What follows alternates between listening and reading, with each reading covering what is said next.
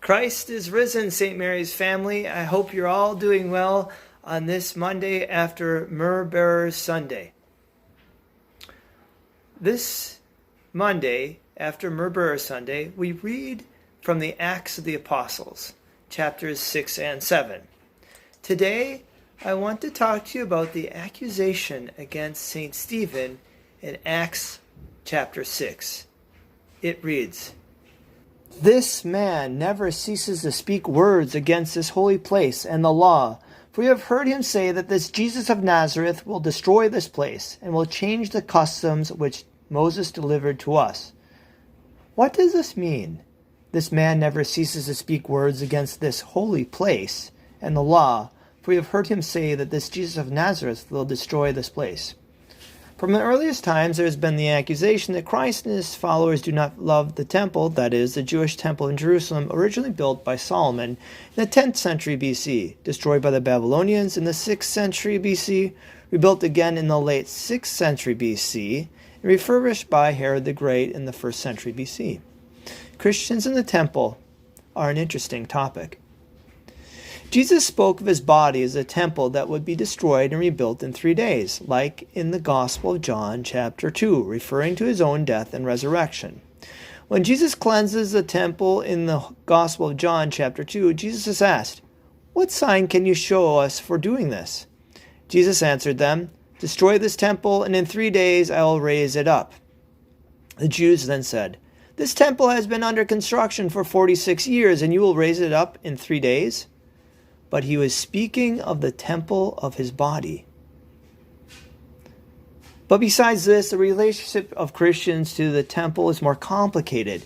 The end of the Gospel of Luke, the disciples, after the resurrection, were praying at the temple in Jerusalem. The end of the Gospel of Luke reads, "And they were returned to Jerusalem with great joy, and were continually in the temple blessing God."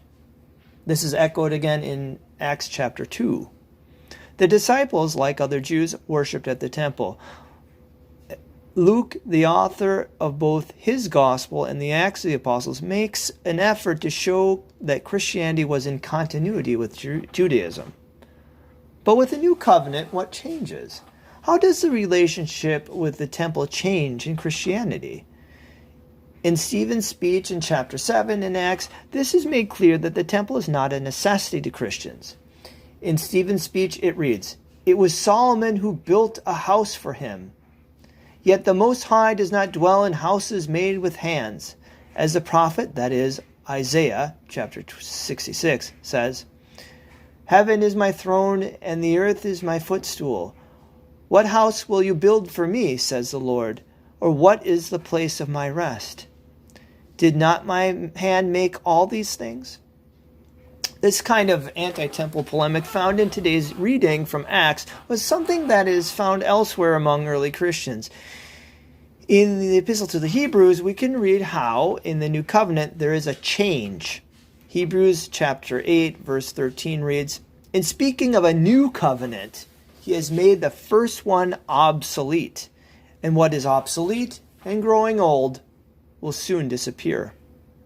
Perhaps a reference to the destruction of the temple in 70 AD, Hebrews describes at some length that due to the new covenant, there is a change in the law and the practices.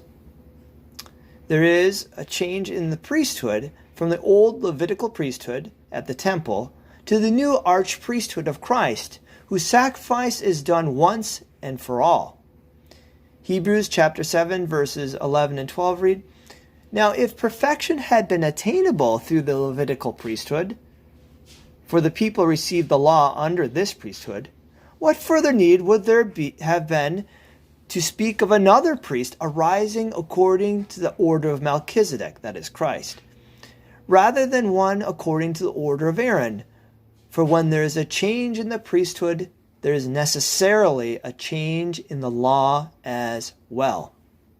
Later on in chapter 9 of Hebrews, it reads, "For this reason Christ is the mediator of a new covenant, that those who are called may receive the promised eternal inheritance, now that he has died as a ransom to set them free from the sins committed under the first covenant."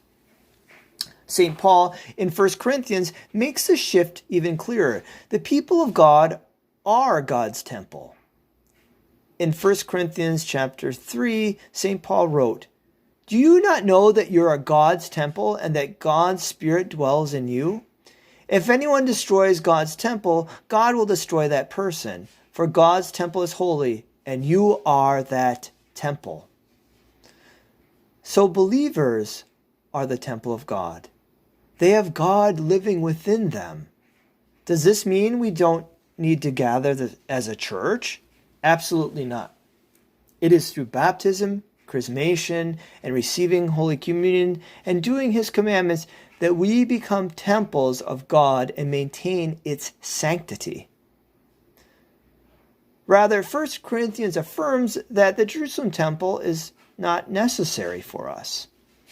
These Bible verses may have been especially reassuring to Christians trying to cope with the destruction of the Jerusalem temple in 70 AD by the Romans. But what if the temple were rebuilt?